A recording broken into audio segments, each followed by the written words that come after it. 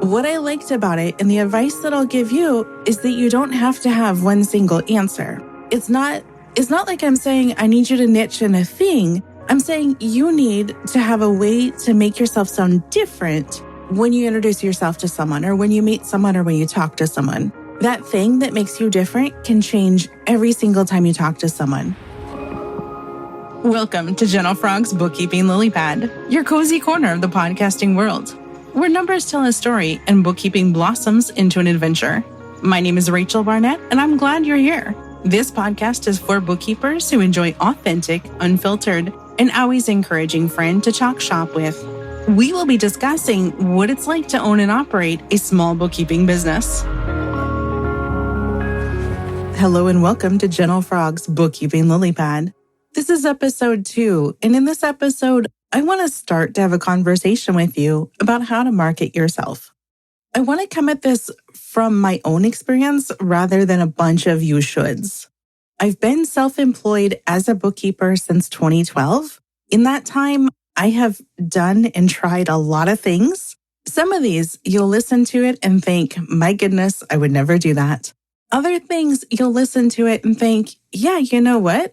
That does sound pretty interesting, or I hadn't considered that. My goal is not to tell you what to do because I don't know what's going to work for you.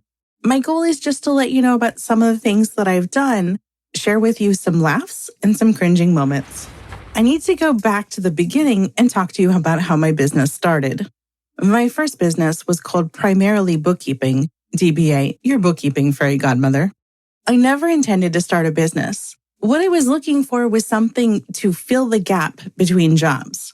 I just had a couple of months that I needed to do something. I didn't want to commit to someone's office and then leave, so I posted an ad on Craigslist.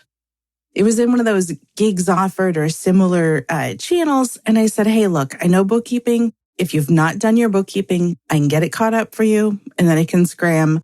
I don't want to be a long-term person. You don't need a long-term person. I was hired by one of the best clients that I've ever worked with. It was a meat and seafood distributor. I would go to their office located inside of a meat packing plant. I would do the bookkeeping and other office stuff. Basically, I was grateful to be there and they needed the help. So I didn't say no, and they said, could you? And I said, sure. The job I had lined up for April ended up falling through. And so I let the client know. I said, hey, look, I'm available to stay longer if you need more help with all these random office things. Otherwise, I'm totally good to leave, as planned. The client said, no, this is great. I'd love to have you stay on. And I stayed there for a couple years. During that time, the client referred me to his friends. So my first attempt at marketing was posting a Craigslist ad and going on terrifying coffee meetings. Terrifying because 12 years ago, I would have done anything to avoid meeting with people. I really liked working behind the scenes with my headphones on and not selling myself in front of strangers. After getting the first client, I really didn't market myself. So he did some marketing for me in the way of referral.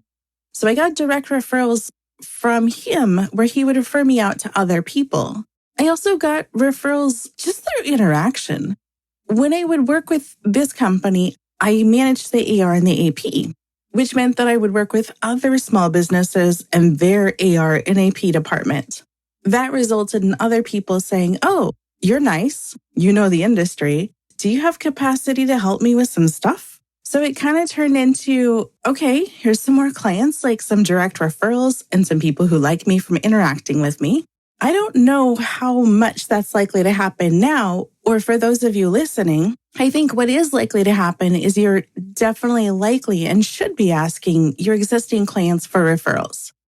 Everyone listening who has a small business has a friend who also has a small business. These are people that you talk shop with. These are people that you recommend resources, apps, humans, businesses. There's no reason you couldn't be on someone else's recommendation list. Another thing that I did was that I joined my city chamber of commerce. This resulted in a ton of meet and greets. In my experience, these meet and greets tended to be a lot of meetings with financial advisors and people who really wanted to tell me the rule of 7. If you've not done much networking, maybe look up the rule of 7. This is going to be, in my opinion, a thing you'll hear a lot about. At this point, I have given up all hopes of getting a proper job. I like the independence and autonomy of being self-employed, and I've decided I'm going to go market myself a little bit more. I'm over 40, so I grew up thinking and knowing that every business just joined the Chamber of Commerce. That was the thing you did. And so I went and I joined my city Chamber of Commerce. This results in a ton of painful meet and greets, a lot of financial advisors, and a lot of people who said, "Oh, you're a bookkeeper. You work with a lot of businesses. Please take my card and introduce me to all of your clients." And I was like, well, I didn't want this conversation in the first place. I just felt like I should go talk to people. And now we're not even talking human to human. You're just looking at me as an opportunity to get to know my clients. And of course, I'm not just going to send you my client list. So that kind of sucked. It is entirely possible that other people who are more outgoing or other chambers will have a better or different experience. My experience was just that it felt kind of one-sided. It felt like people wanted to tell me how great they were and really wanted to listen to me just for the purpose of gaining access to my clients. So I didn't renew that membership. I have a friend, Anne, who lives in Knoxville, Tennessee. She hasn't joined her Chamber of Commerce, and I don't know if she will. But when we were talking the other day about Chamber of Commerce, she said her Chamber of Commerce is way different, that it's very community focused. They do a lot of work for businesses and for the community. And so with that, I'm like, oh, this is really good. Now, not all chambers are bad. I also joined and was a member of my LGBT chamber for many years. The chamber itself wasn't of huge value to me. I'm very quiet. I'm very introverted. I really prefer not to go to events with large groups of people. What I did do, and what I'm really glad that I did, was participate in a hyper-local group. This group was a really supportive and really kind group. I had a small group of people that I could talk to that didn't know bookkeeping because they had their own industries, but that they were willing to sit there with me when I was too terrified to say more than my name. They would celebrate when I would speak loud enough that you could hear me from one end of the table to the other end of the table. What I got from that group was confidence and friendship. What I recommend is not necessarily joining your local LGBT chamber. If that's a good fit for you, fantastic. What I would instead recommend is that you join small groups, not small, aggressive, share your leads, make sure you promote your buddy kind of group, but join a small group of business owners that are there to support each other, that are there to talk about just the various aspects of owning and operating a business. Having a small group of people means that you have a sounding board and you have a cheerleading squad, people who are genuinely interested in seeing you succeed and for you to see them succeed. Even if this doesn't result in leads, what you gain in perspective and confidence is going to be huge. If you're amazing at marketing, you probably don't need these tips. If you're struggling, shy, quiet, introverted, maybe some of these tips will be really helpful for you. By far, the best thing that I've done, and I preach this and I mention it early and often, is to get to know other bookkeeping business owners as both bookkeepers, but also as humans. I joined a Seattle-based meetup group for bookkeepers. This group, combined with the tiny chamber, is the reason that I can talk to people today. When I joined the group, I went to events. There would be happy hours and coffees, and we'd go around the room and who are you and what do you do and what's your niche? What makes you different? We're all bookkeepers here. And I would say, well, my name is Rachel and I have this business and I work with tiny businesses. And they would be like, well, of course you do. And so does everyone else. What else can you tell us? I have found that this group pushed me to be clear about what it is that I do and can do. What I liked about it and the advice that I'll give you is that you don't have to have one single answer. It's not like I'm saying I need you to niche in a thing. I'm saying you need to have a way to make yourself sound different when you introduce yourself to someone or when you meet someone or when you talk to someone. That thing that makes you different can change every single time you talk to someone. The group as a whole would fluctuate in size between 60 to 100 people. I've been a part of it for about 10 years, and even though I live in Canada now, I am still very much a part of it. I'm looking at flying back for different events that take place in Seattle. I participate in the Slack group. I participate in some of the Zoom calls. It's really, really nice to have a group of bookkeepers that get together on a regular basis to talk shop, eat bacon, drink beer, and just be there for each other. I eventually evolved from attending a monthly meetup where I would shyly say my name and never speak again for the rest of the time I was there to hosting a meetup. I eventually moved it from a happy hour meetup to a breakfast meetup. We went to a hotel. The restaurant was totally fine with 10 of us just rolling in and sitting there for 2 hours. It was fantastic. Through this, I got to know other people. Because I got to know other people, I then got to be a person who referred people to people and who introduced people to people. If you're a person who likes this thing, who wants to know more about the thing, or you're a person with these quirks or characteristics or passions, I could introduce you to somebody else that was similar to that. It's important to me that people get to know each other. The level that people get to know each other is entirely up to them. But even before the pandemic, when working a bookkeeping firm, you're working by yourself in your own space. Maybe you have a co-working space. Maybe you're working from your house. It's kind of lonely. So I make a point then and continue to make a point now to introduce people to people so you feel less lonely. It's not so much about the marketing, although the marketing, the referrals do happen. It's about having camaraderie and people to bounce ideas off. And often those ideas are, man, how are you marketing yourself? I'm having real difficulty with X, Y, and Z.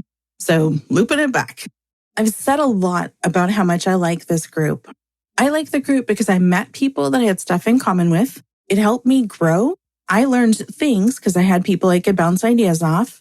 I made friends. In fact, I made friends that I'm so close with that there are 4 of us that have matching flower tattoos. We had a list of flowers that each of us liked, and the tattoo artist combined all 4 of the flowers into one tattoo. This is not a small tattoo, mind you. That's about 12 inches high. Meeting and making friends with a group of bookkeepers who I would never have known otherwise has been amazing. If you want to go back to the marketing side of this, without even thinking about it, without any hesitation, I've easily made over $100,000 just from the referrals within the group. I don't have any idea how much money I've sent out. I don't care. It's not BNI. I'm not tracking it. All I'm doing is saying I benefited from getting to know people. I benefited through friendship, through growth in my business, through personal growth, and then, of course, through the leads and the marketing and all that stuff that snowballed. Let's talk more about some of the things that I have done and things that I've done that have been easier for me or safe spaces for me. So I would go to these networking events because I felt like it was the thing you had to do. Like, you're supposed to go to networking events.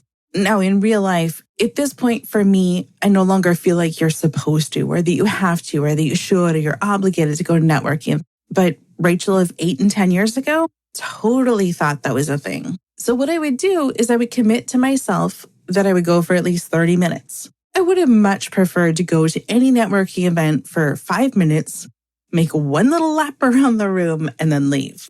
I had a very hard time saying what I did and saying anything after that. So my solution was to have branded shirts. I'm a very casual person. So instead of having a nice polo shirt with my logo or business name on the kind of the corner, I would get t-shirts printed with giant logos that would cover the whole chest. My logic behind that was that if anybody wanted to know what I did, they could just read my t-shirt. And that if they wanted to talk to me, I didn't have to mumble, I'm Rachel and I'm a bookkeeper. I feel like this worked out for me because it gave me permission to go to the events. It gave me permission to not feel bad when I couldn't say what I did. Not that I didn't know how, just that I actually have no voice when I go to networking events. This was my safety net, my teddy bear, my security blanket. I also liked it because it told the world that I was casual. I have had people, and one woman in particular, let me know that I was not the right fit for her because I didn't dress appropriately. Apparently, I was to always wear slacks and always dress a certain level of professional. I was unaware that my attire contributed or had any link to my QuickBooks skills, but apparently it did. So my t-shirts were great. They were a pre-screening tool. This was a way for people to say, That's not the person I want to work with, and it saved me a lot of awkward conversations. When I started, my discovery calls were very, very awkward. If you think I can't say my name in a networking group, watch me try to ask you anything about your business. I would try to get you off the phone as soon as possible and then just send you a questionnaire via email. Like, I could do the work, I just couldn't talk to you. So yeah, I've come a long way since then. This episode got kind of long, so what I thought I would do is go ahead and split it into two. I got very excited and very animated. The edited version ends up being 35 to 40 minutes, and so what we decided to do was break into two episodes. The first episode that you've just listened to is all about marketing yourself and networking and just getting to know different ways to get out there.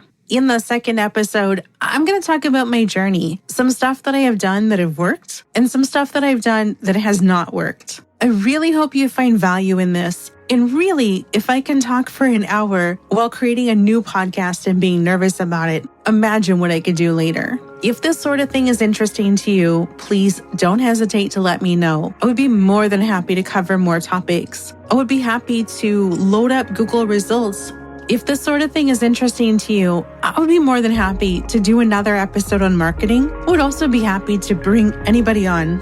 I would also be happy to bring on guest speakers. I think that it's important that we talk about ways to market ourselves that doesn't include a big budget. Something that doesn't include, oh, I hired this person or I spent $10 million on Google Ads. I want to have real talk for the people that don't have that kind of money or choose not to spend that kind of money. So again, I really hope you've enjoyed this episode, and I hope you enjoy the next one as well.